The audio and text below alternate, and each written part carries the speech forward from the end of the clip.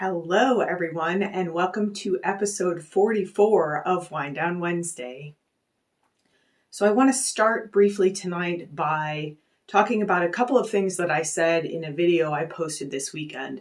And the first thing is I've had a lot of questions and interest about this healing method that I channeled, or someone used the word downloaded, and I really liked that.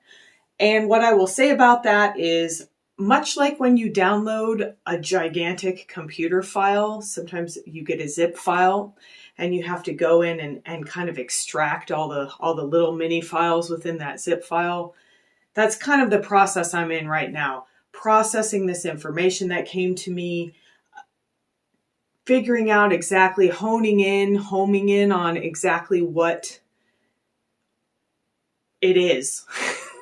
I got a little lost for words there because I'm still processing it. So I'm really excited about it. It's going to be something that I'm going to be sharing. Absolutely. I'm going to be teaching it, and that will be coming in the next weeks or maybe months as I get things sorted out and figure out exactly what it is, as I find words for some of the things that came to me that were not in the form of words. I've really struggled with what to call myself, with how to describe what I do for people. And so I settled on the word coaching, and I talked about that. If you've watched some of the earlier Wind Down Wednesdays, I talked a little bit about coaching, and I had a video up that was a little clip of that on my website for a while. But that never seemed quite right to me. The word just didn't resonate with me. And so I started thinking about this, and it's been kind of a process for me, and I've talked in the last month or so about the importance of words, about the vibration of words. This new healing method that came to me is completely frequency based. So I've really been focused on the idea of frequency and the idea of vibration. And so I wanted the vibration of the words that I share, what I do with people, to really align with the frequency that I feel when I'm working with people, or that I feel kind of when I'm in that intuitive space. And I talk a lot about tools. I use a lot of building examples. And I really like this because it is simple. It's less abstract. And this work can be very abstract, talking about emotions, talking about energy and spiritual terms. It can feel really sort of hard to connect to sometimes. So I really like the building metaphors, because that's something that it brings some concreteness to something that could be really abstract and esoteric. So I decided to call what I do spiritual tool building.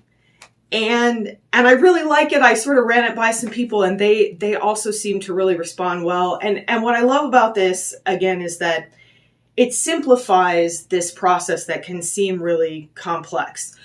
And as I was thinking about this, it's been in my mind for a while to do a show dedicated to tools, because I talk so much about tools, and then all of this stuff kind of cascaded and happened. And so as I was thinking about this, I actually realized that I can really boil it down into three main steps. And I may actually do a blog post about this, just like I did about spiritual processing, because I like to have processes. I come from a very kind of scientific, analytical background in some parts of my life, and I like to know what I'm doing. I like to know what comes next. And in this work, especially intuitively, there's a lot more amorphousness. There's less of that kind of, this is this, and then this is this, and then this is this. But sometimes we can talk about it in a way that makes it a little more clear cut. So I'm going to go through these three steps tonight and talk a little bit about spiritual tool building, why it's important, what I think it actually is, and then we will get into the meditation. So step one, to me, in spiritual tool building is tool collecting, is gathering the tools up. So I've been thinking about some of the tools that I have, and the purpose of these tools is to help you live a balanced and expansive life. And I call this spiritual tool building because, to me, the spiritual is the foundation of everything. And I've talked about this many, many times before.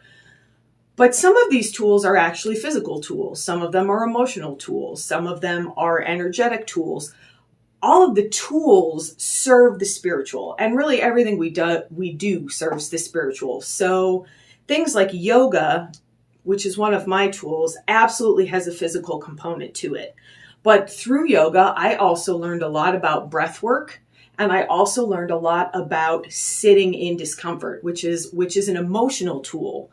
So some of the other tools that I thought about when I was making my little list here: sound and music. That's a great tool that I love to use. Energy work and Reiki is one of my personal tools, along with massage and body work.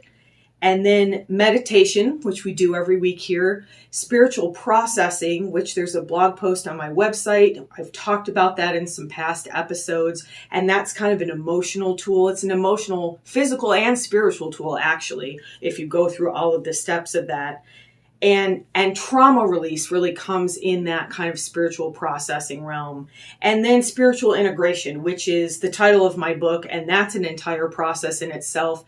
That's energetic, that's emotional, that's mental. I mean, it really kind of addresses mostly that. It's not as much of a physical as far as the energy is physical. When we do energetic release, that's physical. And I talk about this a lot. I was just listening to one of the episodes I was putting on the podcast. And there's so much overlap with this stuff that it is sometimes hard to separate it out. But it's also, it makes it easier to think about. You know, as humans, we like to kind of categorize things. We like to have like a checklist. I love to have a checklist or like a 1, 2, 3, do this first, do this second, do this third. So that's kind of where this came from.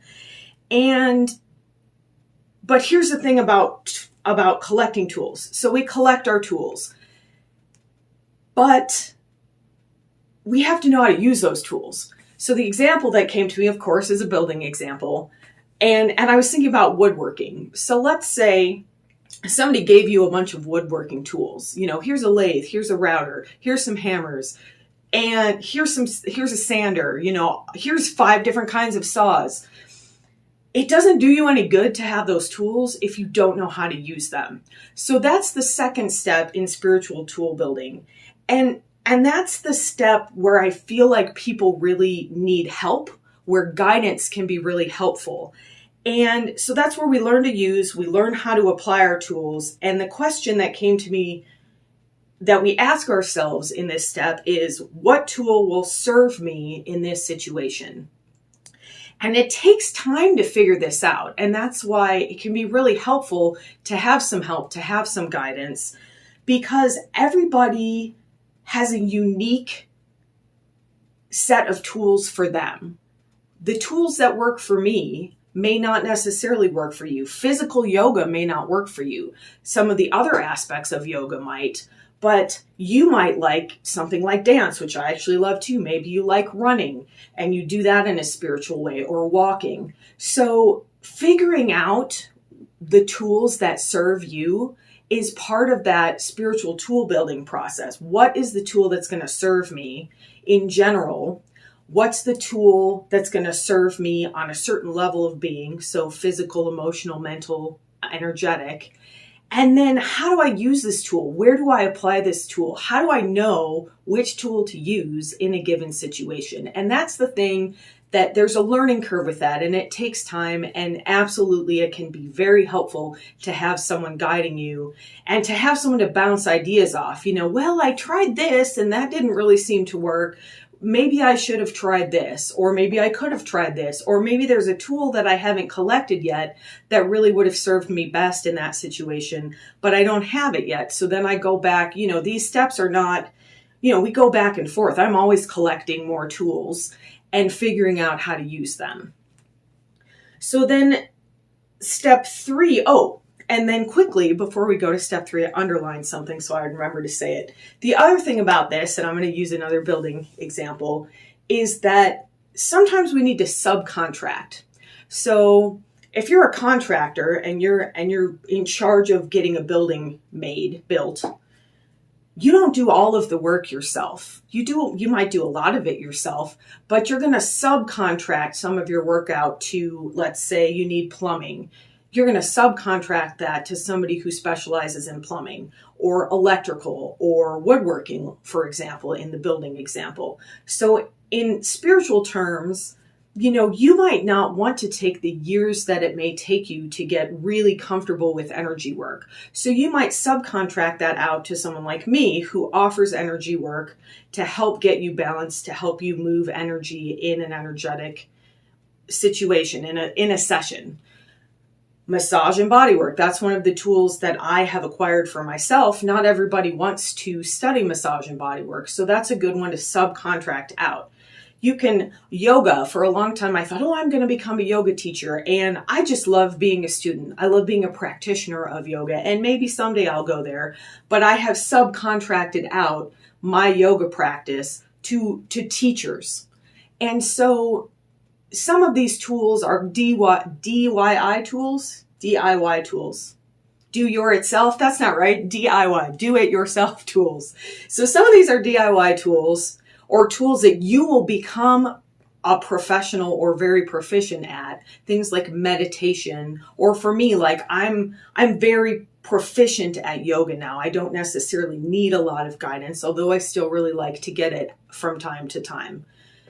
And then there are tools that you understand how they're used and you let someone else kind of use them with you or for you. A lot of people like to get things like tarot card readings to delve into the unconscious, to connect with the intuition. So that's another thing that you might subcontract out to somebody. So then step 3, I just kind of alluded to here, is opening to intuition and allowing our intuition to guide us into collecting and usage of tools. So the first example that came to my mind of this was many years ago when I was a new massage therapist and Reiki practitioner. I've always had information come ever since I got my Reiki attunement. And so I'll be working on someone and then something will just come to me. And then sometimes I share it with the person. Now I do a lot of times. And now that's part of why people come to me.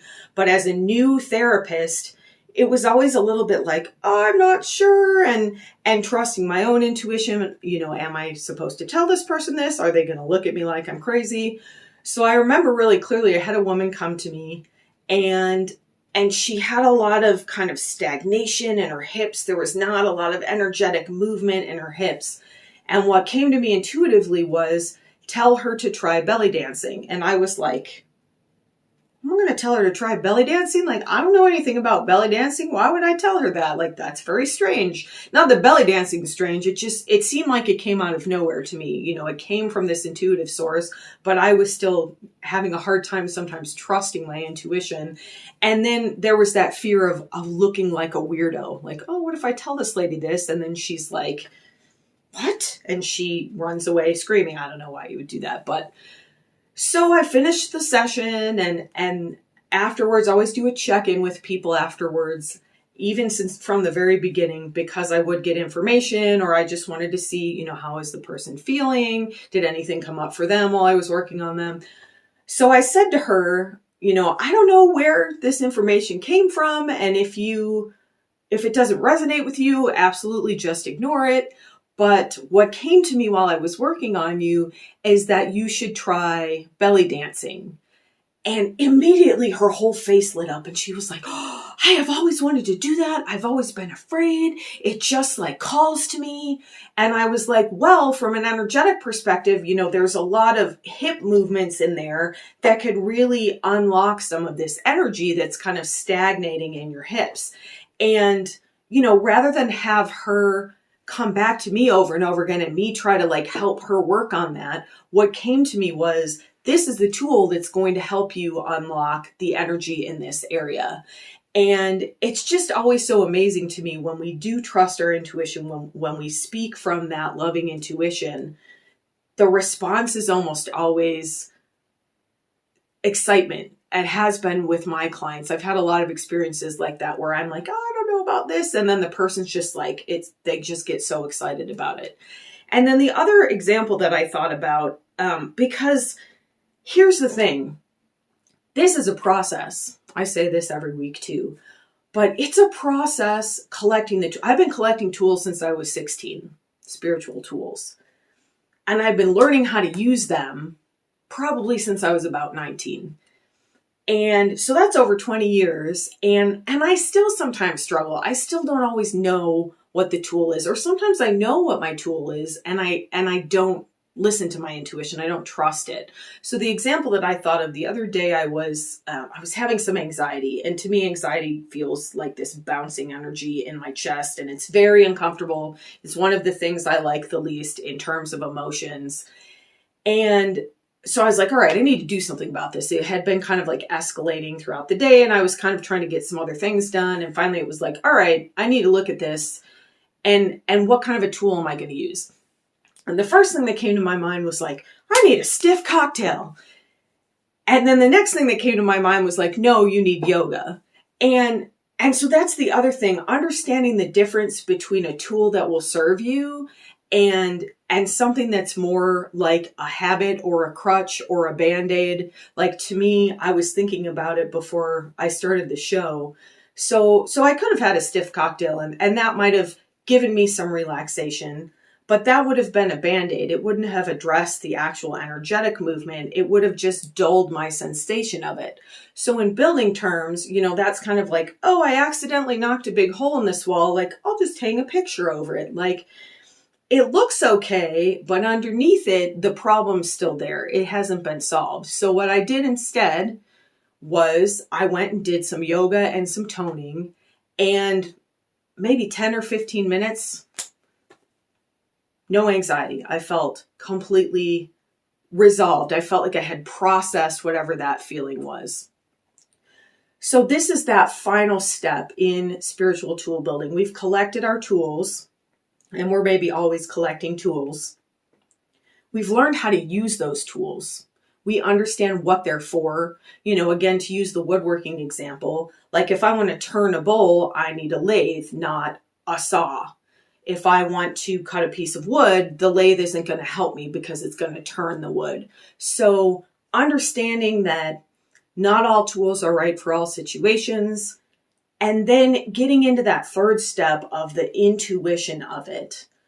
What tool is going to serve me the best in this situation? What tool resonates with me the best? And again, to go back to, say, physical exercise, my sisters are runners. I always wanted to be a runner.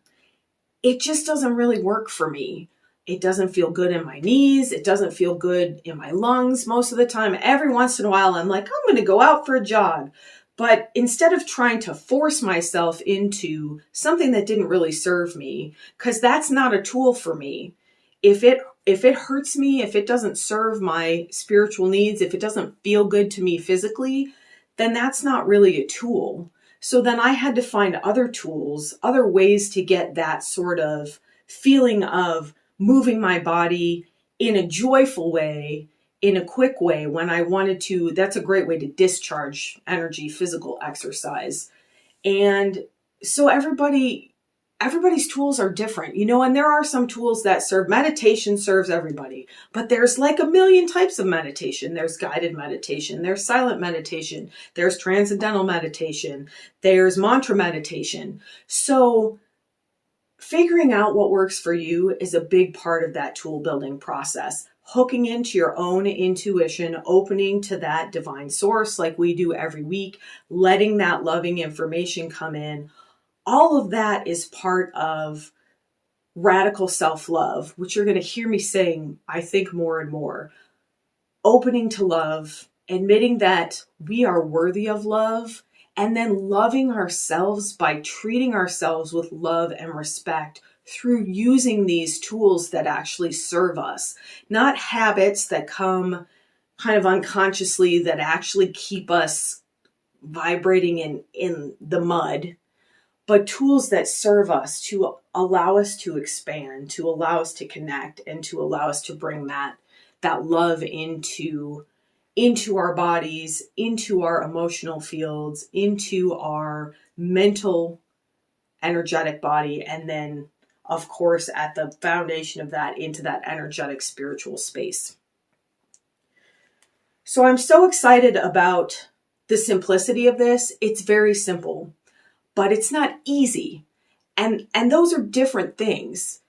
simplicity is not the same as easy. In that example I just gave, it would have been a lot easier for me to go and crack open a beer and just drink it than it was to come into this room and open my yoga mat and put music on and get into the space of doing yoga. So it wasn't the easier choice, but it was the correct choice for me in terms of what was going to serve me the best. It was the simpler choice. It wasn't the easier choice. So this is work, and I say that pretty frequently as well. Sometimes this is hard work. Sometimes it's really joyful work. Sometimes it's very expansive, and we get into those places where we're just like, oh, and then sometimes it feels like drudgery. It feels like you're trudging through the swamp of sadness and the never-ending story, and you're going to get stuck, and you're never going to get out. And that's all okay, because the reward is so profound. And we've talked a lot about, we talked about finding expansion, even in contraction. So that's the other thing. When you start to become experienced with these spiritual tools and you start to get really connected to that intuitive source, then even the struggle, the times of struggle, like my struggle now compared to my struggle when I was 20 years old, there's no comparison. That was a much heavier struggle for me because I didn't have the tools that I have now. I didn't have the ability to choose from all these different things in any given situation that were going to serve what I was calling for. I didn't ask myself what I wanted because I was really busy paying attention to what everybody else said I should want. And that's another kind of part of this, connecting with that intuitive part of yourself, with that intuitive source, aligning with what you truly desire, what truly calls to you. So normally, this is where I tell you about the meditation, but I have no idea what the meditation is tonight. And it's funny, I always say the meditation is intuitive, but I usually have some idea. I usually have like a line jotted down. It's completely blank. It says meditation and then there's nothing. And then I thought, this is really appropriate because I'm talking about using spiritual tools. And the culmination of that is being so in touch with your intuition that you're in the flow of the moment, that you just let what flows through you continue to flow. And that's when we, I think, have our most profound insights. That's when we create the most beautiful and amazing things in our creative lives. So I don't know what the meditation is going to be tonight, but I know it's going to be a good one. So let's meditate together.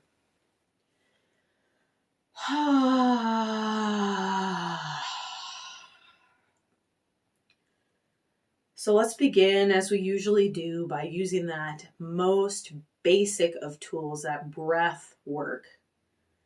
And let's take those 3 deep oxytocin breaths together, just like I just did. Inhale through the nose, let the belly really expand. And then sigh it out with that audible ha sound, vibrating the vagus nerve, inviting us to come out of that sympathetic and into the parasympathetic, the ease response.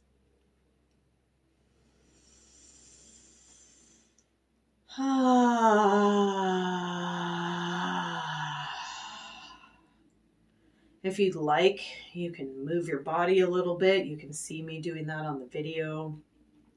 Shaking my head a little bit, just discharging any energy, using my intuition, using my bodily intuition to check in to where I'm holding some tension, where there's some energy that I can invite to release. And as always, we release any energy for the highest good, knowing that it will be recycled and used for the highest good elsewhere. And for the next couple of breaths here, pay attention, as we did last week, to the transition between your breath. As you breathe in, notice at the very top of your breath, is that a smooth transition? Are you holding anything? And then as you breathe out, same thing as the bottom. Are you breathing all of that breath out as you exhale? Are you holding anything back? Is there anything that you're not ready to release that you can now release through that out breath?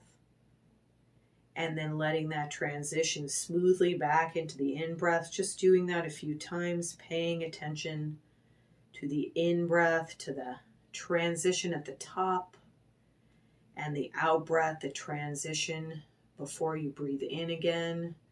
Maybe allowing that out-breath transition to lengthen just a little bit, bringing you further into that relaxation response.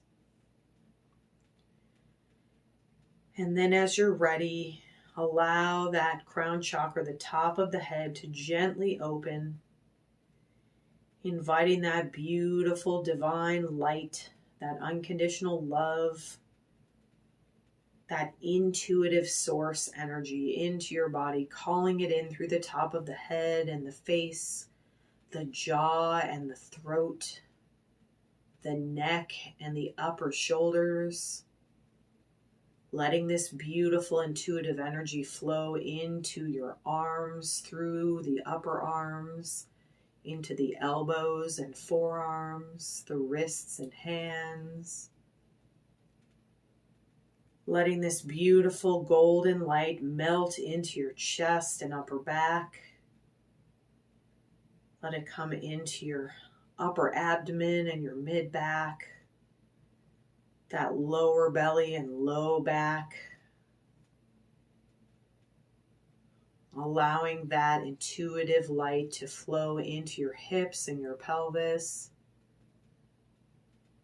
Pausing here and taking another nice deep oxytocin breath, noticing that beautiful transition between the in-breath and the out-breath.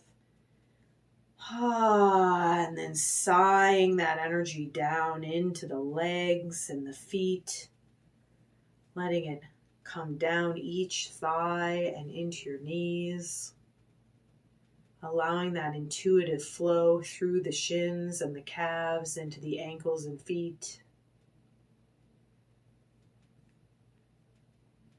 And then bringing that tool of presence, of being in the present moment here. Just let yourself breathe for a few moments. Feel any remaining resistance, any tension in the body, and draw your breath directly to that area and sigh it out. Release that energy for the highest good. And on your next breath, as you breathe out, release anything that's no longer serving you emotionally, physically, mentally. Let that go for the highest good. Invite your highest good in through this intuitive flow of divine energy that's now flowing freely through the body. Enjoying that flow here for a few moments.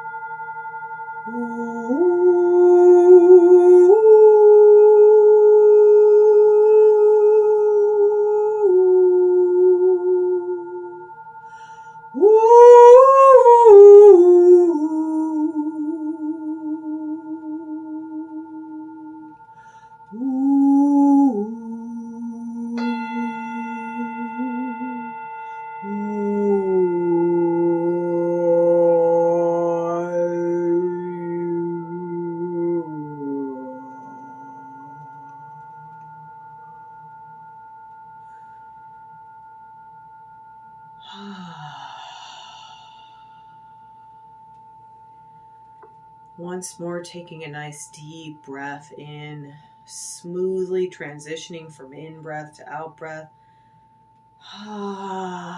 Sighing out anything that's no longer serving you on any level of your being, just letting it go now. Trusting that intuitive flow to bring fresh, joyful energy into the spaces in your body that were occupied with this energy of tension, of holding, of resistance. Inviting that beautiful golden flow into any remaining areas of tension, of resistance, of fear. breathing in this beautiful flow of joy and bliss and love. And then sighing out anything that's no longer serving you.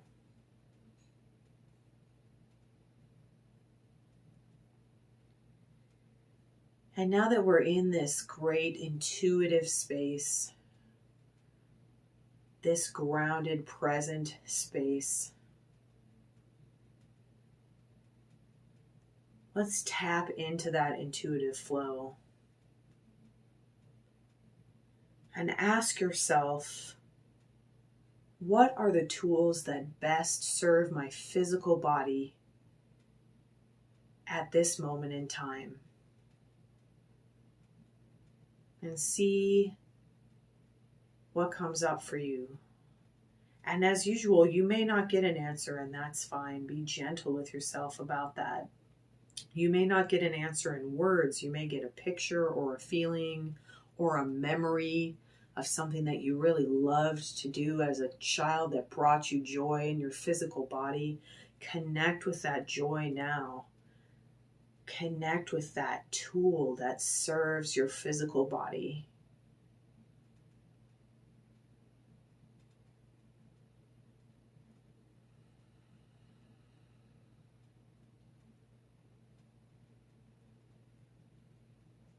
And then as you're ready, still in this space of intuition, of connection, ask your intuition, what tool can best serve my mental body at this time? And again, if nothing comes, that's fine. Let yourself be open. Maybe you're thinking, again, maybe a memory's come up of a time that you felt really mentally engaged. Maybe it's something that you always wanted to do, something you've watched other people do that you wanted to learn. Learning is a wonderful tool for the mental body. So let yourself connect to that intuitive guidance now.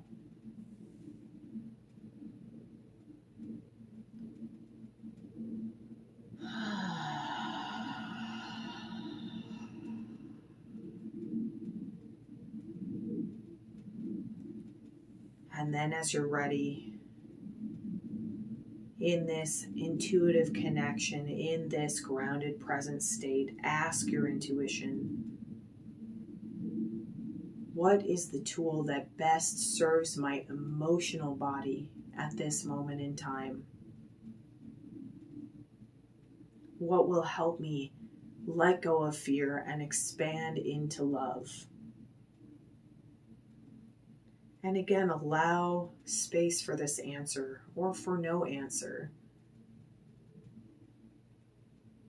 Maybe you're thinking of something that makes you feel really safe. Maybe you're thinking of something that makes you feel bold.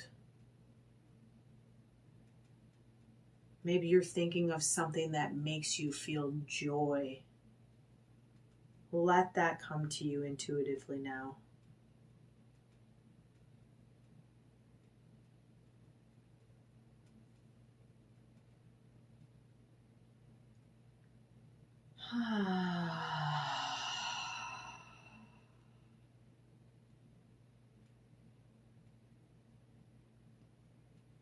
And then again, in this beautiful, grounded, present, intuitive state, connect to that highest self, to that intuition, and ask yourself, what is the tool that best serves my spiritual body at this moment in time?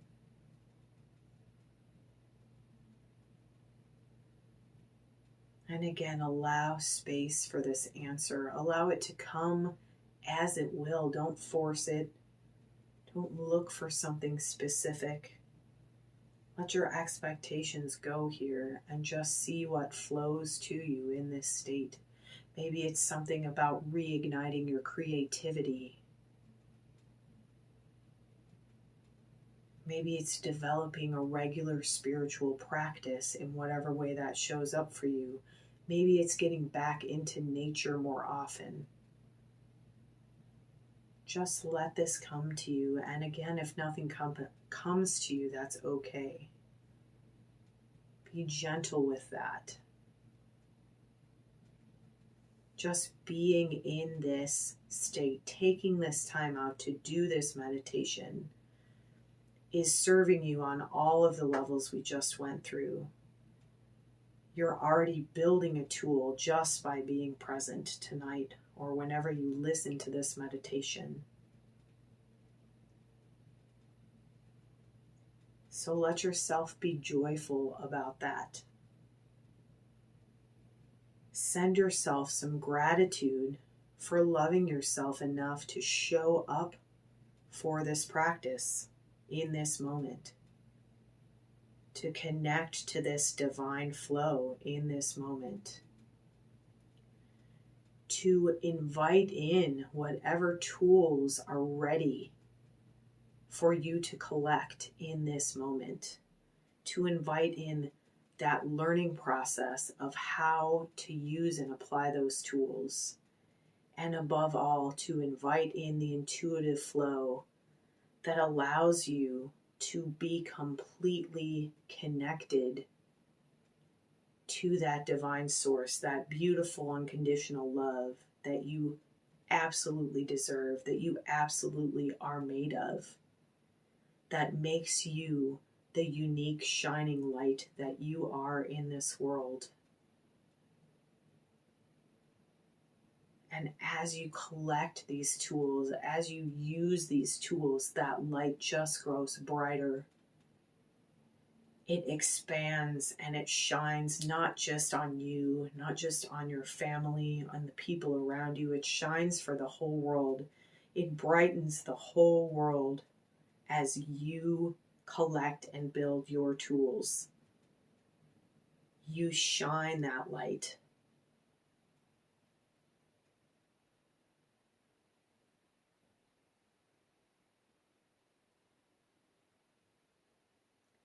In the last few moments here, take another few deep breaths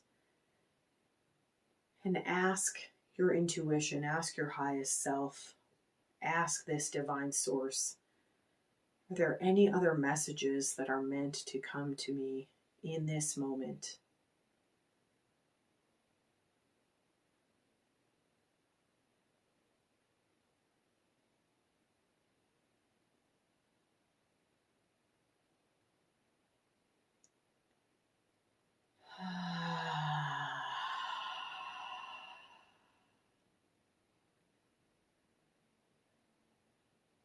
Take a nice deep oxytocin breath, sigh it out. You can ground at the bottom if you'd like with that ooh.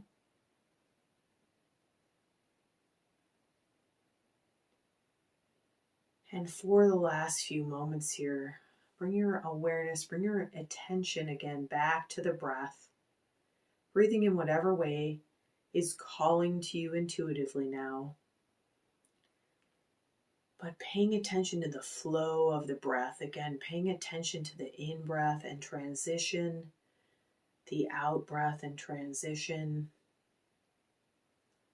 letting your body breathe in whatever way it's calling for, letting that intuitive physical information guide your breath.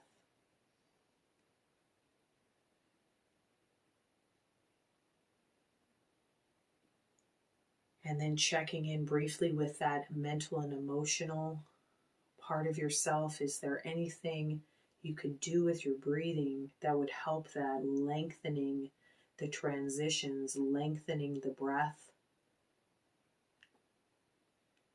Sighing out with that audible ha sound to release any lingering emotional or mental energy that's no longer serving you in this moment. Let that go. Let that go. Let that go.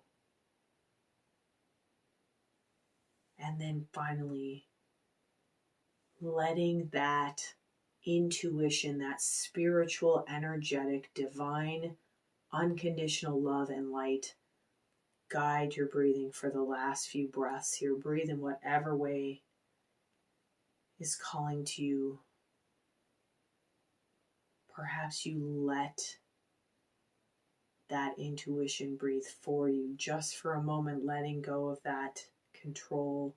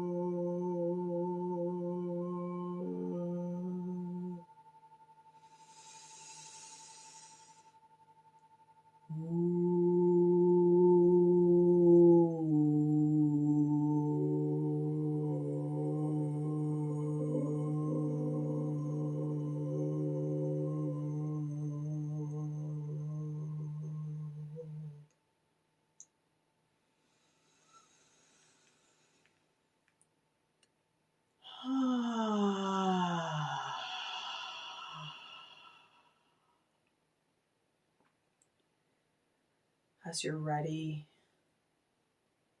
reminding yourself of your physical body by wiggling your fingers, rolling your wrists,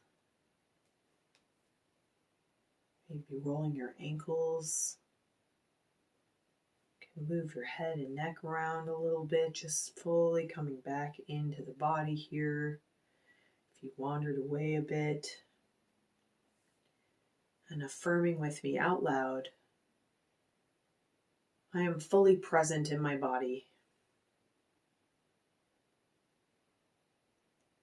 I am fully present in my body, and I am open to collecting spiritual tools that serve me. I am fully present in my body, and I allow my intuition to guide me in using my tools.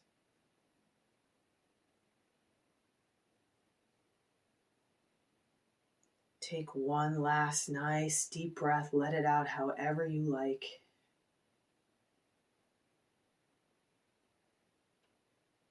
And as you're ready, you can open your eyes. Thank you so much for joining me this evening. I really enjoy this practice. It actually came to me as one of my tools that serves me spiritually. So I appreciate those of you who have been practicing with me live. Some of you for the entire 44 weeks. Some of you are practicing after the fact, looking at the videos or listening to the podcast. And I thank you as well for joining me and for serving my spiritual tool, for helping me build my own tools. Have a beautiful rest of your night, an expansive rest of your week, and I will see you next week for Wind Down Wednesday.